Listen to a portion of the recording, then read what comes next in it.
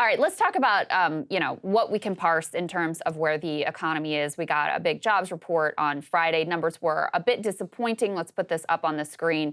The payrolls rose by 209,000 in June. That was less than expected. The headline from CNBC says as job growth wobbles.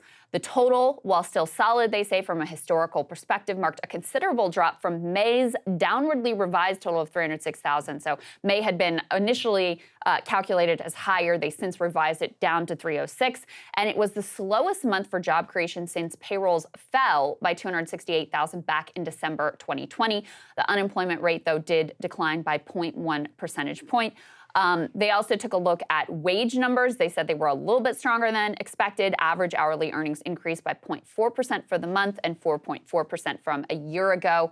The average work week also increased a little bit. Another thing they take a look at here is the labor force participation rate. So what percent of people who could be in the workforce actually are in the workforce. That apparently held steady, still below its pre-COVID pandemic level, but for workers who are in what is considered their prime, to use some Don Lemon language here, between 25 and 54 years of age, that actually rose, so more workers participating in their prime years. And you have some indications here that, it's a little tepid, it's a little bit wobbly, and it also indicates that you probably wasn't poor enough of a report, though, to change what the Fed is planning, which is to continue hiking rates. Right, and you found this really interesting piece, which is really unfortunate, but we've been predicting it for a long time. Let's go put this up there on the screen, guys.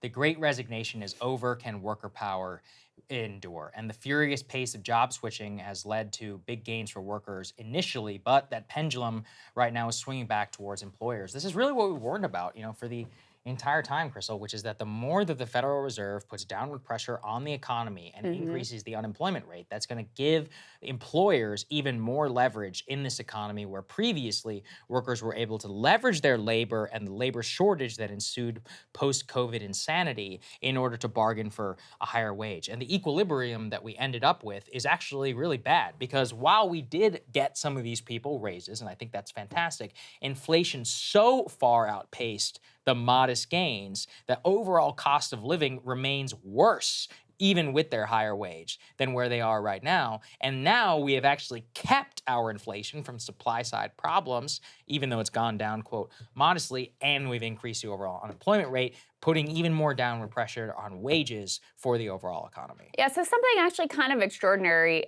and unique in our lifetimes happened over the past little while, which is because post-pandemic, you had, a lot of people who didn't want to be on the front lines of a pandemic and wanted to get out of the service sector. They exited and tried to find different careers. And so you had this huge demand for service workers, and you actually had wages increasing quite a bit at the lowest end of the spectrum. And so for the lowest wage workers, they actually did get wage increases that more than kept up with inflation.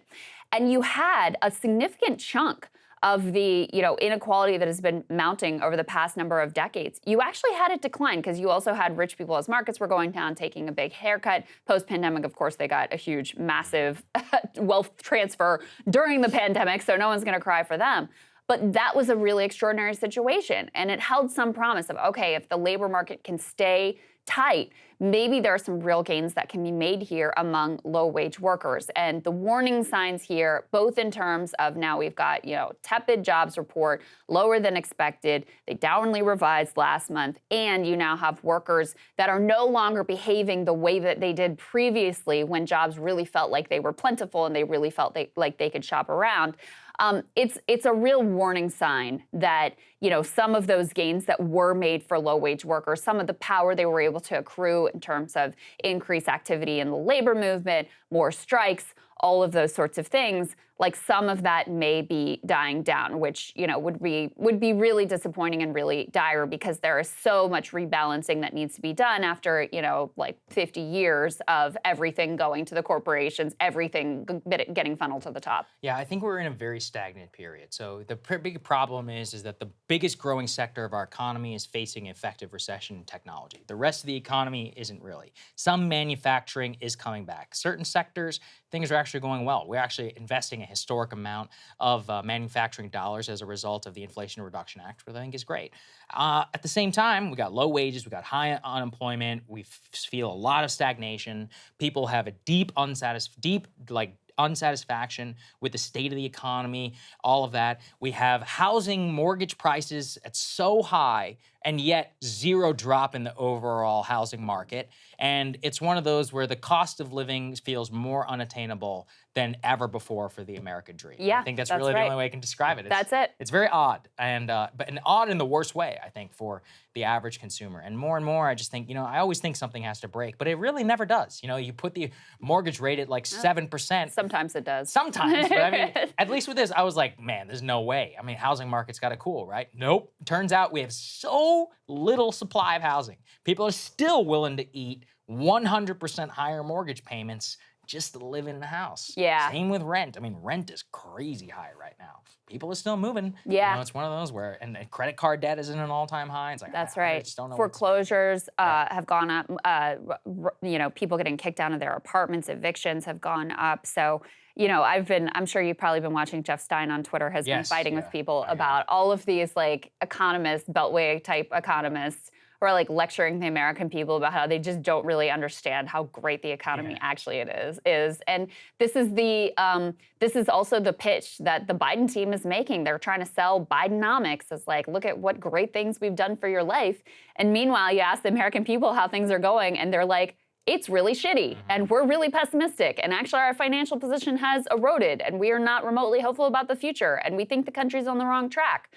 Good luck trying to sell an economy to the American people that they do not feel is going well for them. Huge disconnect between the language that's coming out of official Washington, especially on the Democratic side and from mainstream economists, and the way people actually experience the economy in their lives. And if I had to say, I think it's exactly what you're pointing to, Saagar, which is like the ability to have a stable, middle-class, non-precarious life where you've got healthcare and you can send your kids to college and you can, afford a house and afford a mortgage and have nothing fancy, just like a normal middle-class life. It feels like you have to be a multimillionaire in order to pull it off. People just feel like this is wildly unattainable and I'm never going to get there in my entire life. Very basic. And look, nobody has a right to European vacation. I'm not saying you have a right to, but it's nice. It's nice to go. Guess what? Flights sky high. I got friends who literally are doing very well in life.